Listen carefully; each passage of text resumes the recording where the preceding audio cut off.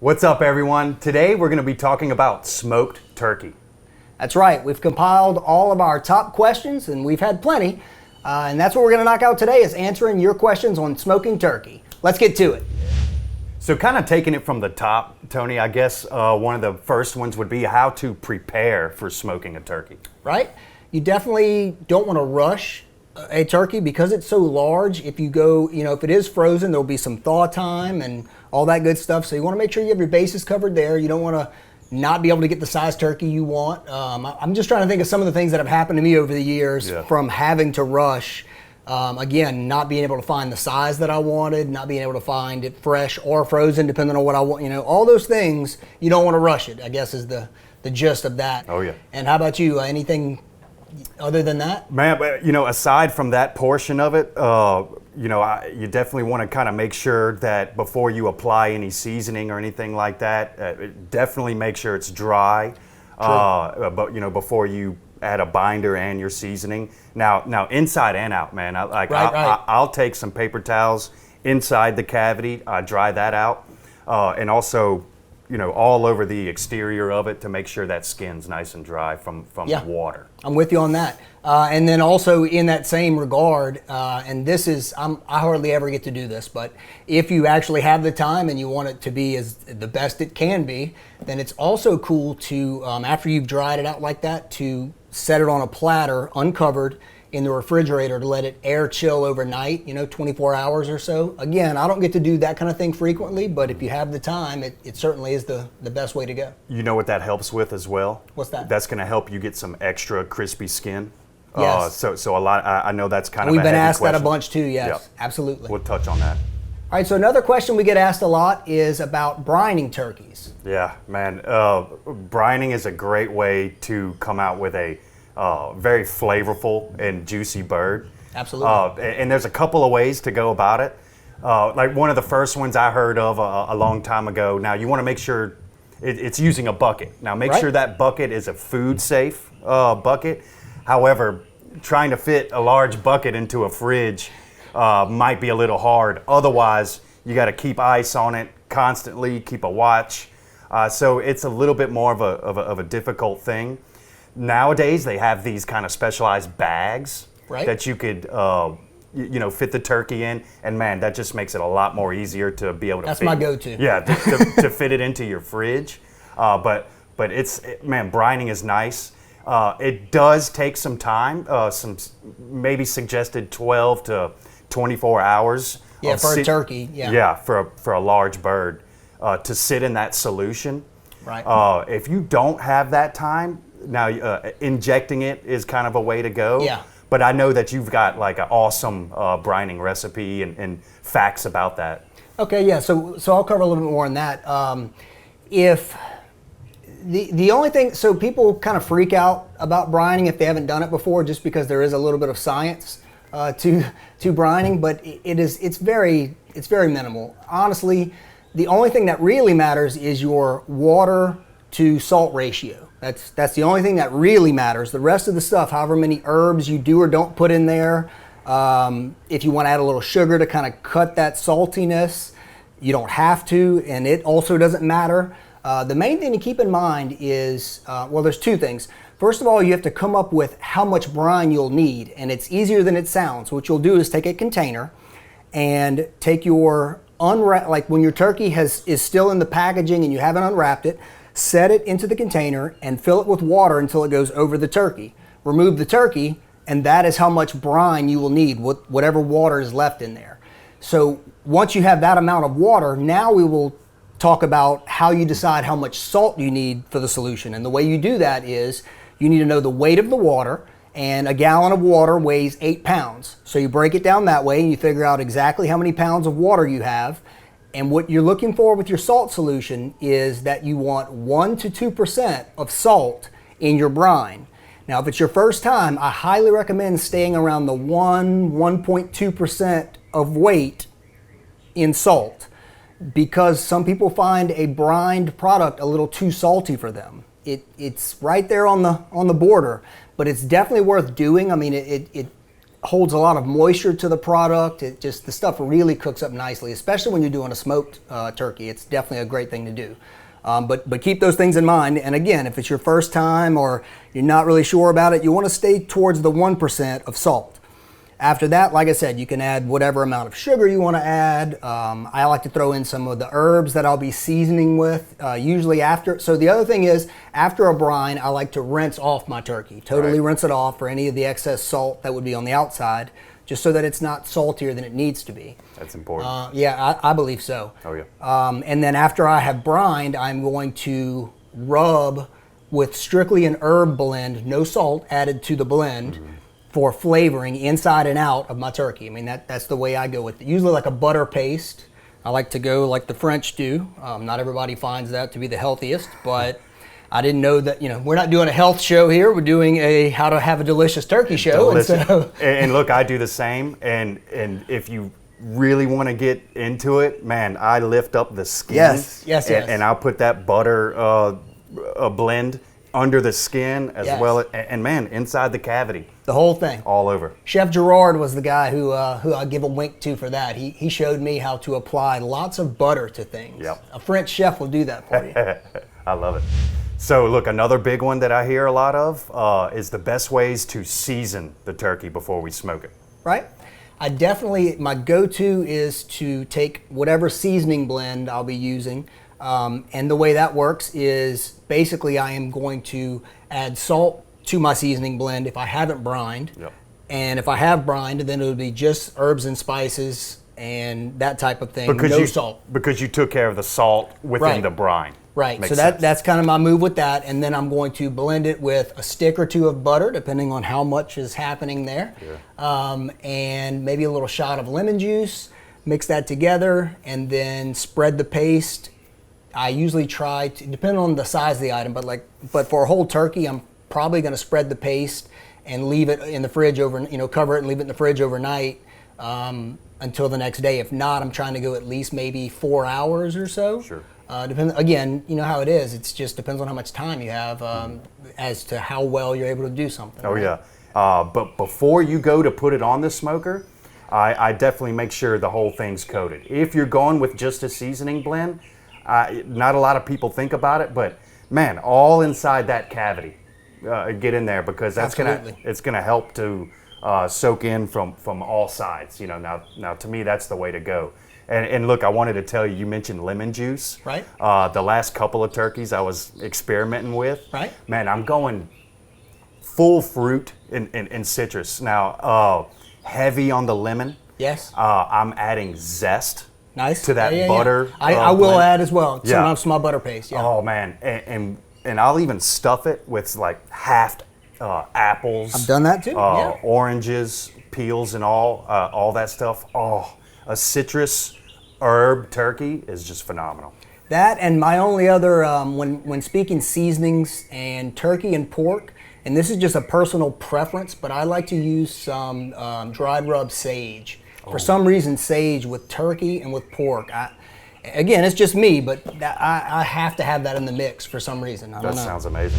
So another big question we've received is tips for making and using injectable marinades. Yeah, so I tend to not inject my bird if I kind of went through the brining process. Same here. Again, brining takes a good bit of time, so if you don't have that time, injecting is the way to go. One of the bigger tips that I like to throw out there with this, now, whatever rub or kind of seasoning blend that you're using on that bird for the exterior of it, make sure that a good portion goes into this injector. So Same here. Or into the marinade, whatever you're putting that in, whether it be a jar. Another good tip is to kind of go ahead and try to make that a good bit ahead of time. So those flavors do have a chance to kind of meld and get together. I'm with you on that. It's also good practice to maybe run it through a blender or a Vitamix of sorts, just to make sure that there's no big chunky bits that may get caught up in that syringe. And it happens too. Oh yeah. Yeah, and that's just a pain to have to, you got to stop, clean it out, and when you're ready to go. But yeah, that is kind of some more of the bigger tips when it comes to injecting. And of course, we've got recipes for those. Yeah, we have plenty of that. The only thing I would say, and I believe it's probably what you do, but I don't know if we were clear on it. After running the marinade through a blender, I will then pass it through a coffee filter. Right. To make sure to remove any, and you want to make sure, it depending on the things that you use, they may gel some and that kind of situation, and it just depends on exactly, like there's usually not much way to know that that's going to happen to you. It has to do with the mucilage and the other things that are involved in the herbs you use. But again, running it through a coffee filter will extract all of your flavors, but will keep all that other stuff out of your needle, and that may make it kind of quick and easy. That's smart. Yep. All right, so next up, we've been asked plenty of times about whether to go whole turkey or pieces. Well, I mean, my mind comes first to basically, I mean, look, if you've got a small family, and you don't want a waste or have to freeze or tons of leftovers that may go to waste, getting portions of just the breast or whatever portions of the turkey you want to smoke, then that might be the route that you want to go. I think that you get a little bit more of a robust flavor from a whole bird, but again, that's marginal. Yeah. Something that happened to me the other day, I was at the store just craving turkey. Now, what they had was just the upper torso section. Right. No legs, wings, or anything like that. And I was interested in it. I picked one up and brought it home, and almost immediately regretted of how difficult it was to cook. So, I mean, it's a round or oval piece that just wouldn't sit on a rack this or wait. Now, in hindsight, I could have spatchcocked it to a sense. Right. Yeah. And we'll get into what that process is in a minute. But that would have helped me to do that. But that was kind of... you didn't know off the jump, right? Right. I didn't know what that was going to look like. But again, so going with pieces or a whole bird. With a whole bird, man, you just get the whole mix. That's tends to be the way that I go. Understood. And you and I both have families large enough that it's kind of a no-brainer for us. But you're right. I mean, somebody who, it may just be them and their significant other, or 2, 3, 4 people, piece is probably the way to go. Also, if you're from the family where you're going to fight over the legs or something like that, and you need 10 legs, you're not going to find one bird with 10 legs, but you can find 10 legs, right? So. Boom. That's probably a go-to option for you as well. Now, what we were talking about spatchcock earlier, that's usually, I wouldn't say my go-to, but I kind of prefer that method. And honestly, it's more just because it gets it all done and it gets it done faster. And seems like I'm on a time crunch in life. So I a lot of times will spatchcock. And what that is for you guys watching is you're wanting to remove the breastbone and then lay the bird out flat, which is the reasoning behind why it cooks faster, a little bit more evenly, and all that kind of good stuff. So it's definitely something to look into if you're on a time crunch. And like I said, it's kind of my go-to. I'd say 50-50-ish sort of, but I use it pretty frequently. When I'm smoking it, I'm pretty much always spatchcocking it. But talking about the size of the bird, right? You're smoking. If you're thinking of smoking kind of on the lower end of the temperatures, like around 225, I would like to say that you might want to shoot for a bird that's kind of between like 10 and 12 pounds, maybe even 13 would work. But your 14, 16, 17 pound birds, smoking for that long of a time that it's going to need for that bird to be done, at that lower temp, you may run the risk of kind of having some spoilage. That is why I go with kind of a smaller bird, and also spatchcocking will definitely kind of help that issue to not be an issue. So here's a big one in my eyes. What temperature do we smoke the turkey? What's our preferred temperature? Now I think they're gonna have different results, but what do you think on that? And like most of my answers, my answers are very time dependent. Sure. How far in advance I know I need to smoke a turkey, but pie in the sky, and I get to do whatever I want, and I have no constraints. I usually like to set my smoker somewhere in the 225, 250 range, but I have smoked as high as 325. So that's kind of my window. And sure, I find that 225, 250 gives me a slightly more moist, more tender, just more well-rounded, if you will, smoked bird. But at 325, it's also fully acceptable. You don't get results where you're like, this isn't very good. So I haven't had, anywhere in that ballpark to me works. So, and I totally agree. Me, I'm kind of the head cook in the family at home. So come day before or day of Thanksgiving, I got a lot going on. I tend to go on that higher range, shooting between three. If it gets as high as 320, I'm okay. I let that roll. But man, the differences are marginally different. I agree. Of course, I've spent the time to brine it, so I know I got some good moisture there. So yeah, I tend to run on that higher side. Again, 300 to 320, 325. I also find that going to those higher temperatures could help to get you a little bit more of that crispier skin.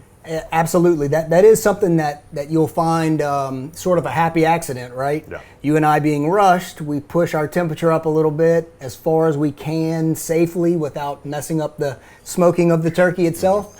But that's something to be said too, because we get that question a lot is how do you smoke a turkey but also end up with crispy skin? And that is basically the answer to that. If you're smoking down 225, 250, that's fine. But when you go to finish off, say your last half an hour or so, if possible, you definitely want to run your smoker up to the 320, 325 range to get that crispy skin. That's a definite plus from that. It helps. All right, so another thing that we get asked a lot, Randy, is when smoking a turkey, how to baste during the smoking process. Sure, and that's a legitimate thought. Like, look, we've all heard, if you're looking, you're not cooking. Real statement. Mm-hmm. Yeah, and look, man, every 30 to 45 minutes, if you want to get a quick baste in, that's okay. You're not going to harm too much unless you keep in mind of, say, the method that you're cooking in. If you're like, say, on a pellet grill and you go to raise that lid and you go to baste, keep in mind that temperature reader is going to read that they got some cooler air coming in, so they're going to try to dump some pellets in there and compensate for that temperature difference. So you just want to be a little hasty in your process of basting. Same thing with charcoal. You go to lift that lid, you're giving it a lot of oxygen to the coals or the fire, and that temperature is going to go up. So make sure that you're kind of going in quick, get the job done, get in and get out. That's the main takeaway, I think. Get in and get out, make it happen. From something we touched earlier about the crispy skin, and it just depends. I'm not always that big on it has to have crispy skin. It has to have great flavor as far as I'm concerned and be good and moist. But I will baste with a mixture of fats and liquids, probably apple cider vinegar, and some herbs and whatnot, if I don't care about the crispy skin. If I care about crispy skin, then I'm only going to baste with, say, melted butter, maybe some palm oil, but whatever, it's going to be just fat. Maybe even bacon, clarified bacon grease. That tastes great. Yeah, that's the way to go. I think that's about it. Agreed. So, man, here's a kind of an interesting one. Proper placement of the thermometer, say, when you're temping the bird, right? And proper way to use that. What'd you say? So my call on that is, I have a super instant digital instant read type thermometer, and that's great. I use that for all sorts of things, and they're great.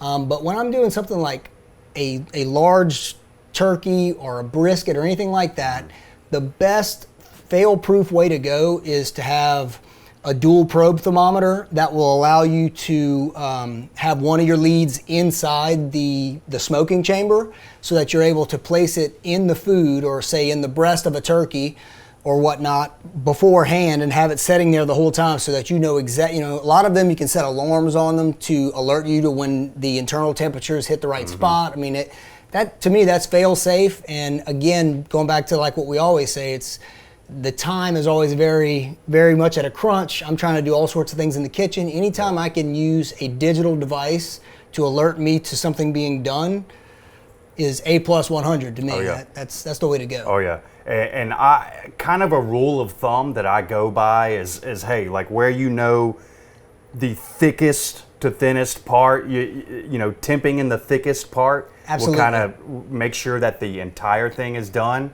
and make sure you keep the thermometer off the bone. You want to make sure it's just in the meat, in the center of that thickest part that you can find. That'll get you success. Absolutely.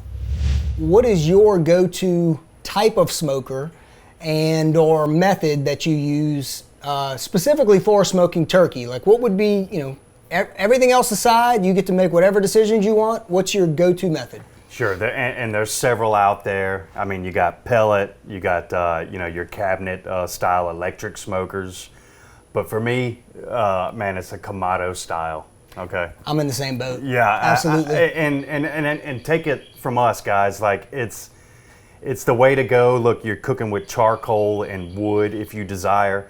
You're getting that extra flavor. You got to give it a little bit of love to maintain the temperature that you're looking for. It's not as easy as pressing a button and you're there. But it's well worth it. It is so well worth it. That's my go-to for smoking a turkey, or really for smoking anything. Kamado style grill is where it's at for me. Yeah, and I have to, he pretty much just, I think he kind of knew what I was going to say and then stole that from me so that I wouldn't have anything to say. But what I will say is, so that's definitely my go-to. But when I'm in a time crunch, an electric smoker is pretty handy, pretty easy, and gets the job done without ever having to do anything. But it can't hold a candle to the full flavor and everything of a Kamado smoked bird. Sure, period. And not to knock the other styles. It depends on what you're trying to do. Like, I mean, if you got 50 people to feed, you need 5 turkeys. You know, your cabinet electric smoker where you can just fill that thing up and let it go while you're making your other sides or entertaining. That could work for you.